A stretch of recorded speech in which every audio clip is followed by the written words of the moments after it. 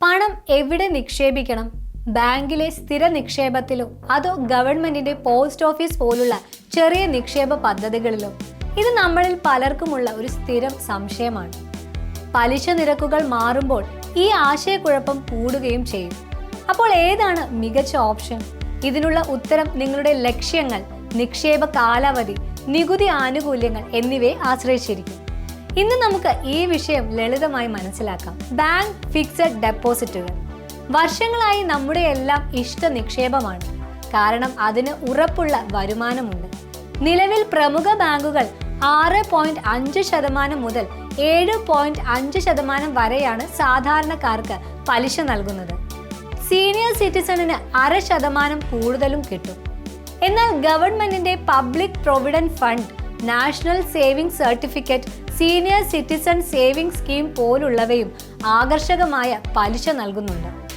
ഒറ്റ നോട്ടത്തിൽ വലിയ വ്യത്യാസമില്ലെന്ന് തോന്നാം, പക്ഷേ യഥാർത്ഥ കളി മാറുന്നത് നികുതിയുടെ കാര്യത്തിലാണ്. ഇതാണ് നിങ്ങൾ ഏറ്റവും ശ്രദ്ധിക്കേണ്ട കാര്യം.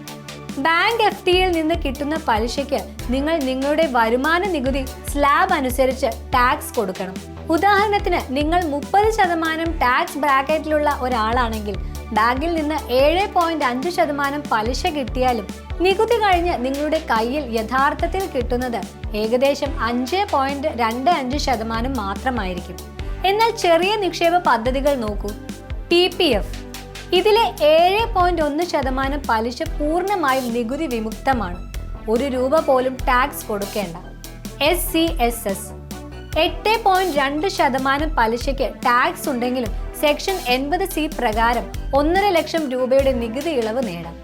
NSC ഇതിലെ പലിശയ്ക്കും ടാക്സ് ഉണ്ടെങ്കിലും ആ പലിശ പുനർനിക്ഷേപിക്കുന്നതിലൂടെ ടാക്സ് ഇളവ് നേടാനുള്ള അവസരമുണ്ട്. ചുരുക്കത്തിൽ നികുതി കഴിഞ്ഞുള്ള ആദായം നോക്കുമ്പോൾ പലപ്പോഴും ചെറിയ നിക്ഷേപ പദ്ധതികളാണ് മുന്നിൽ. സുരക്ഷയുടെ കാര്യത്തിൽ ചെറിയ നിക്ഷേപ പദ്ധതികൾക്കാണ് മുൻതൂക്കം. കാരണം ഇതിന് പൂർണ്ണമായും ഗവൺമെന്റ് ഗ്യാരണ്ടി ഉണ്ട്. നിങ്ങളുടെ പണം 100% സുരക്ഷിതമാണ്.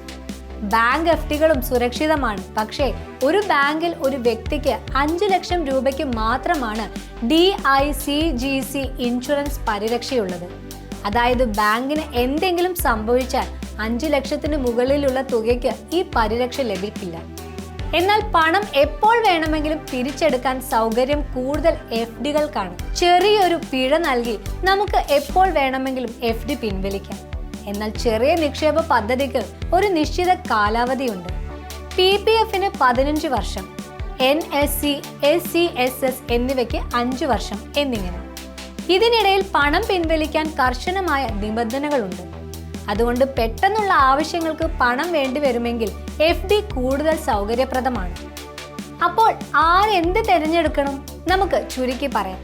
നിങ്ങൾ കുറഞ്ഞ ടാക്സ് ബ്രാക്കറ്റിലാണെങ്കിൽ അല്ലെങ്കിൽ ചെറിയ കാലത്തേക്ക് പണം നിക്ഷേപിക്കാനാണെങ്കിൽ FD നല്ല ഓപ്ഷനാണ്. നിങ്ങൾ ഉയർന്ന ടാക്സ് ബ്രാക്കറ്റിലാണെങ്കിൽ അല്ലെങ്കിൽ റിട്ടയർമെന്റ്, കുട്ടികളുടെ വിദ്യാഭ്യാസം പോലുള്ള ദീർഘകാല ലക്ഷ്യങ്ങൾക്കായാണ് പണം സ്വരൂപിക്കുന്നെങ്കിൽ സർക്കാർ നിക്ഷേപ പദ്ധതികളാണ് കൂടുതൽ ലാഭകരം.